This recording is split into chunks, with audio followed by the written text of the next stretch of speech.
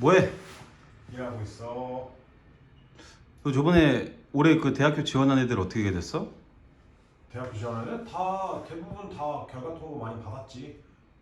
뭐 결과는 괜찮아? 뭐 컴싸 하는 애들도 다 잘 붙었고 비즈니스 하는 애도 다 잘 붙었고 뭐 NYU도 있고 에모리도 있고 UB도 있고 워싱턴대도 있고 많아. 높은 대학교 많이 됐네. 그치? 요번에 좀 되게 잘 된 케이스들이 좀 많은 것 같아. 그러면은 무조건 다 높은 대학교로 애들이 진학하겠네. 에이, 그렇게 일차원적으로 생각하면 안 돼. 미슐랭 스타라고 다 맛있어? 난 맛있던데? 미슐랭 스타를 많이 먹어보지 않은 거겠지. 아, 그런가? 우린 몰라. 그러면은 대학교를 선정할 때 뭐를 봐야 되는 걸까? 대학교 선정할 때 그래서 준비했지. 그래서 지금 고민하고 있을 여러분들을 위해 제가 이 영상을 준비했습니다. 자, 첫 번째, 랭킹. 우리가 학교 레벨로 갈 거냐 아니면 학과 레벨로 갈 거냐 그 사이에서 많이 고민을 할 텐데, 저 같은 경우에 아이비랑 준 아이비급이라면 사실 그거는 큰 의미가 없어요. 예를 들어 브라운을 갈 거냐 코넬을 갈 거냐, 브라운의 사이콜로지냐 코넬의 사이콜로지냐, 둘 다 굉장히 좋은 학과들이 다 되어 있기 때문에 그거에 관해서는 고민할 필요가 없다고 생각합니다. 그러니 그거는 주관적으로 나는 이 이름이 좋다, 여기서 해주는 코어 프로그램들이 좋다, 그거를 보시고 그쪽을 밀고 가시면 됩니다. 근데 저희가 진짜 가장 고민이 되는 건 20위권 초반에서 40위권 초반인데, 이상 여기에 있는 대학교들은 이름도 굉장히 좋은 학교들도 있지만 학과로도 엄청 유명한 학교들이 있어요.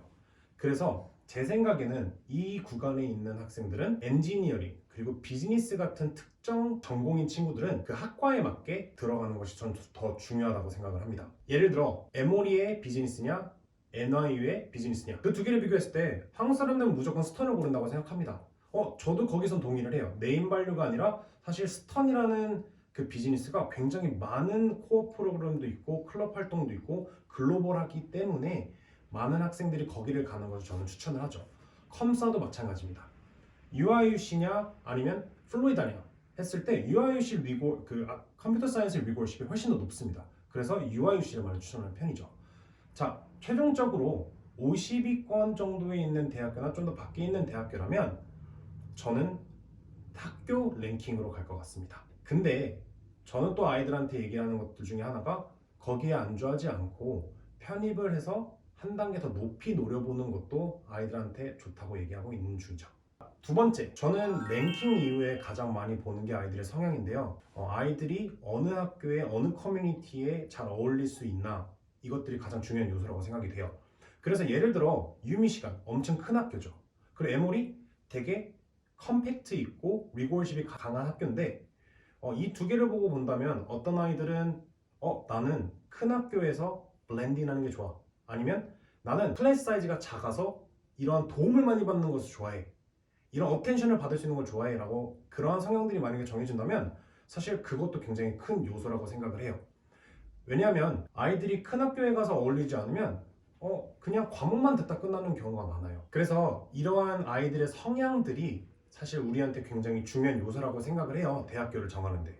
그래서 아이들랑 대화를 많이 하고 어떤 커뮤니티가 이 아이에 맞는지를 꼭 대화를 통해서 얘기해 보셨으면 좋겠습니다. 세 번째, 학비인데요.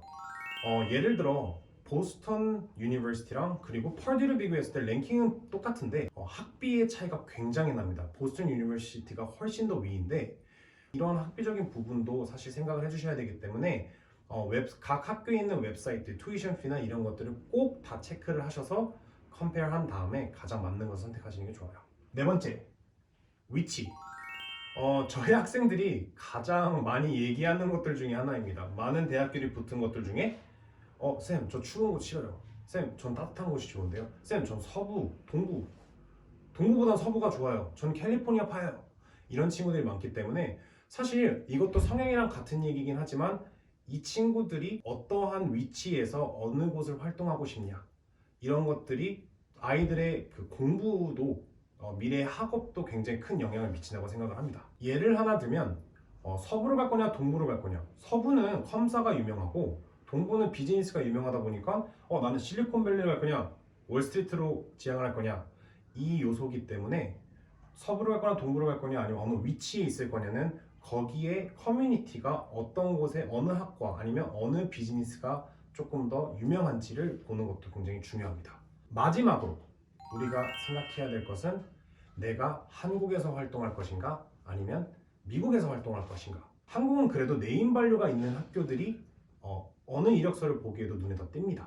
그렇기 때문에 저 같은 경우에는 한국에서 활동을 할 거다라고 하는 친구들은 한국에서 좀 더 네임밸류가 있는 학교를 고르게 할 거고 미국에서 활동할 거다 그러면 제가 아까 말씀드렸던 위치적인 요소나 아니면 성향 그리고 커뮤니티가 얼마나 다 잘 개발되어 있냐로 저는 결정할 것 같습니다.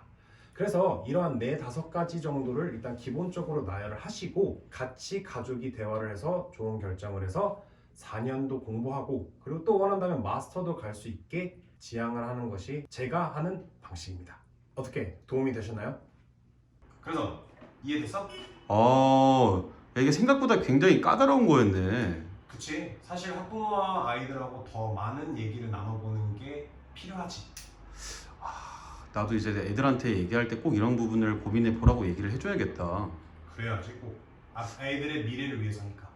근데 이런 거는 또 어디서 이렇게 자세한 정보들을 얻을 수 있는 거야? 네이버에 필로직 유학 컨설팅을 치고 예약 상담을 하게 되면 더 자세하게 얘기를 나눌 수 있지. 쟤또 부른다. 나 가볼게. 알았어. 야, 땡큐.